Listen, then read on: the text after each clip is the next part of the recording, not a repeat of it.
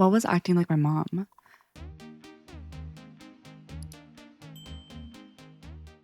This is an old story. It could have maybe just been my mother messing with me, but I'm not certain. I couldn't have been older than 67 years old and lived in a shared house with my uncles, aunts, and my parents. Due to this, I still slept in the same bed as them at the time. One night, as I'm sleeping, I wake up randomly, don't know what time of night, to my mom just staring at me, asking me if I want to play a game. For a moment, I remember considering it, but I felt off about it, and I said no. She kept saying, "Come on, let's go play, let's go play." And I kept telling her no. At some point, I decided to smack her continuously, telling her no, I don't want to play. Then it's if she woke up and she yells at me, asking me why I smacked her. And I tell her I didn't want to play. And she just looks at me confused, asks me what I'm talking about, and tells me to go to sleep. To this day, I don't know if it was just my mom playing a prank on me, but the moment she asked me to go outside the room and play a game, I don't know why I felt so uneasy. Like if it wasn't my mom telling me that, but rather something else that wanted to lure me out. Any ideas? Someone said maybe she was sleepwalking. When I was a kid, whenever my grandparents would visit, I would sleep in the upstairs living area, right outside my sister's room. Apparently, she woke up one night to me just staring at her. And when she asked what the heck I was doing, I kept telling her I need to show her something. Eventually, I just started pacing in her room, and she eventually had to physically force me back into bed in the adjacent room. I had no memory of it. Maybe it's something similar? Someone else said something similar happened to me with an entity that I thought was my mother, definitely a female figure. I remember that night I was tossing and turning and I couldn't sleep. When I can't sleep, I get in a bad mood. I have a salt lamp in my room, it's on 24/7. You have to completely switch the on and off switch for it to turn off. As I was laying in bed, I see a woman figure whom I thought was my mom, coming towards me. The figure got near my salt lamp, like attempting to shut it off. I got angry and said something like, "Why are you turning off my lamp? Leave it on." And the only response I got was shh, very softly. I really thought it was my mom. I eventually fell asleep. Woke up the next day, the salt lamp was off. As I said, for it to be turned off, it would need to be switched off with force. I asked my mom, "Why did you turn off my salt lamp? I told you not to turn it off." My mom was confused, extremely confused. She asked me what I was talking about and said, "I did not go into your room last night. Also, why would I even turn off your salt lamp?" I knew and still know she wasn't lying. My mom is super religious. She isn't the type to play pranks and jokes on others. I will never know what happened that night, but it happened, and it was not my mom. Ew, I just got goosebumps. Houses on a graveyard. So, some backstory. In Texas, there is a suburb that is just outside of Houston that was built in the 70s over an 1800s graveyard. They pretty much removed all the gravestones, but they didn't move the bodies. So as the time passes and the community gets bigger, they keep finding graves. The most recent graves that were found were about 2 to 3 years ago. And if you got into the forest, heading to the lake, you may find a gravestone or two. I had no knowledge of this when I bought my first home in 2019 in this community. We were so excited, and I didn't know if the real estate agent knew the history of the land or not, so it wasn't mentioned to us. We actually lived there a full year before we started having our first experiences. When my wife got pregnant in 2020, we were so excited. It was our first, and so we were outfitting my baby's nursery. On this particular day, I was just about to build the crib. I had just picked up the heavy box from inside the garage. I went to open the door while struggling to reach for the door handle. Suddenly, the door flew open, and due to this, I was expecting to see my wife on the other side of the door, but she wasn't.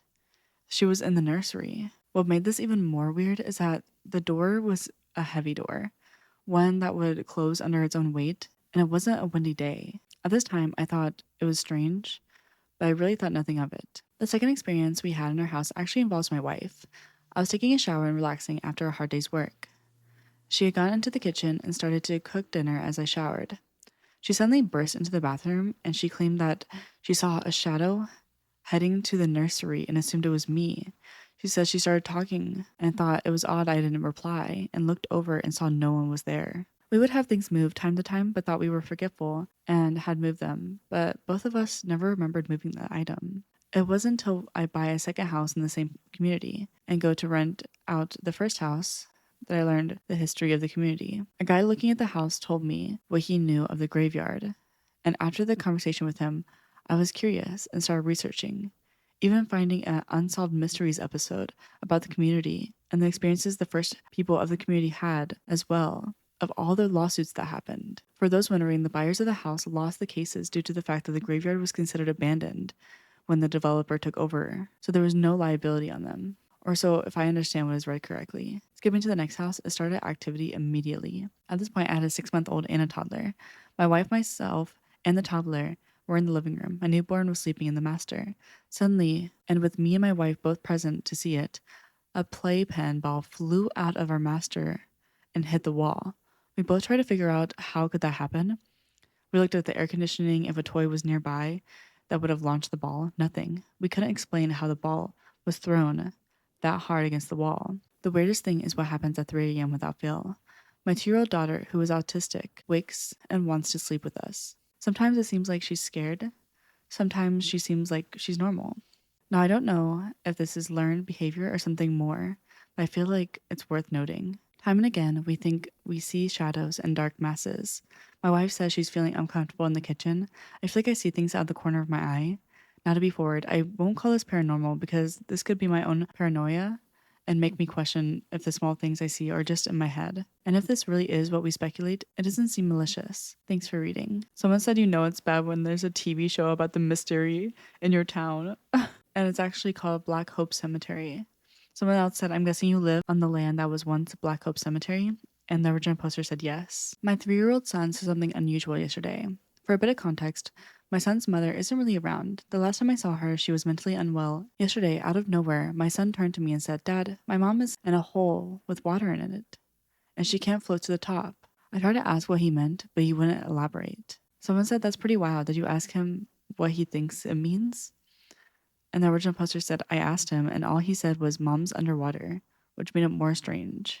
Someone else said, was it from a dream? And the original poster said, I did ask him, but he said no. Quite confusing. Paralyzed in my own bed. Room looked real, except for one thing.